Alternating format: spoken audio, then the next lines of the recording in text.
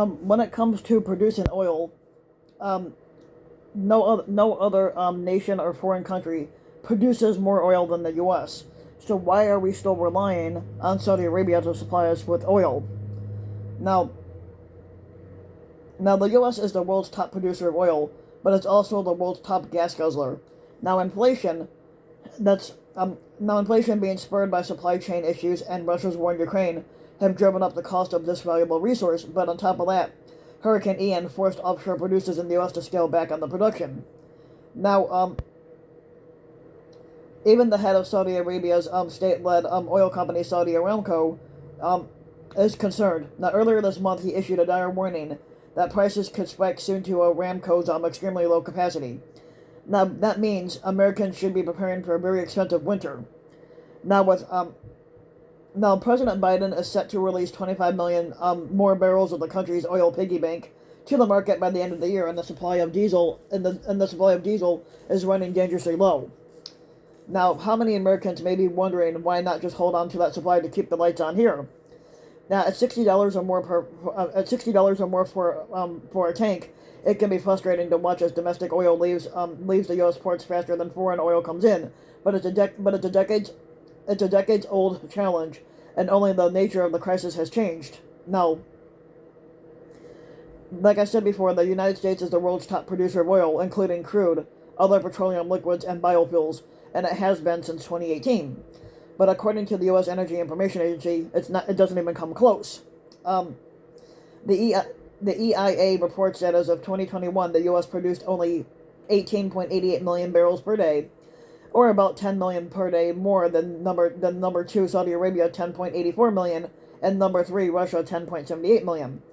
The EIA also notes that the U.S. is the largest oil consumer, using 20.54 million barrels a day, or 20% of the global stock, as well, and they're well ahead of number two China with 14.1 million.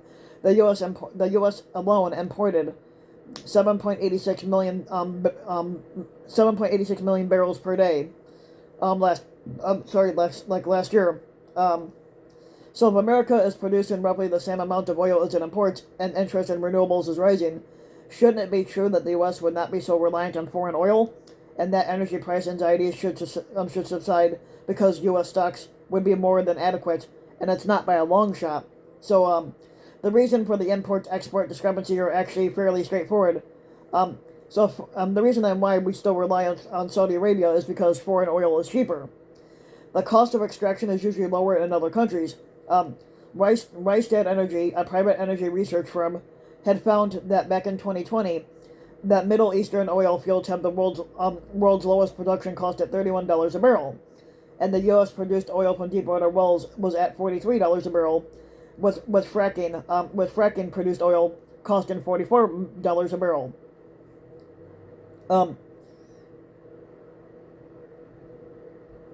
Now, prices are frequently connected to how nations regard the environmental, economic, and geopolitical impacts of their oil.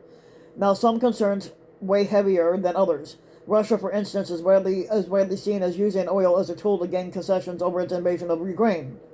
Now, the Russian invasion eventually prompted President Biden to sign a ban on Russian oil imports, but it's unclear how the ban has deterred Vladimir Putin. Now, Europe faces uncertainty about accessibility to critical Russian oil ahead of the winter. Now, also, not every oil is the same. This is a fundamental challenge for the U.S., where much of the nation's refining capacity is built to handle the heavy, harder to refine crude imported from the Middle East and elsewhere. That U.S. capacity wasn't aimed at refining the kind of light, sweet crude that characterizes the flush oil fields of Oklahoma, Texas, and elsewhere have. Now, shifting U.S. refining capacity to light crude could create incredible upheaval in the market, and it could jeopardize enormous existing investments, the American Petroleum Institute says. Now, attempts to correct that mismatch have almost always stalled out, but often over environmental protest or other political realities. Most believe that the current situation won't change. I'm sorry about this. Second.